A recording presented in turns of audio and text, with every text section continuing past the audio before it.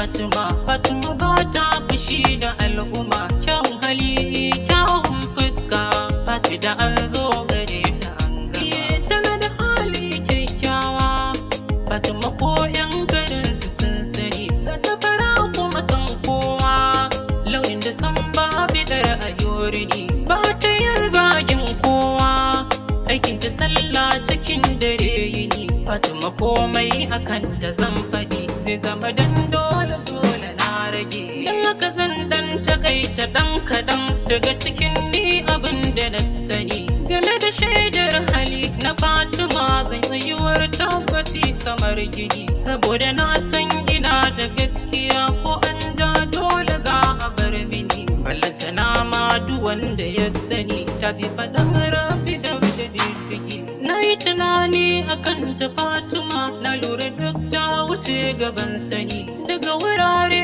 daban-daban ake zuwa, ita ake ta san gani. Na dubi samun da ta yi a ɗaukaka, abinda har zuciya ta ba mini. Da mumini za ya ganta Fatima, zai fi cikin zuciyarsa ta shige.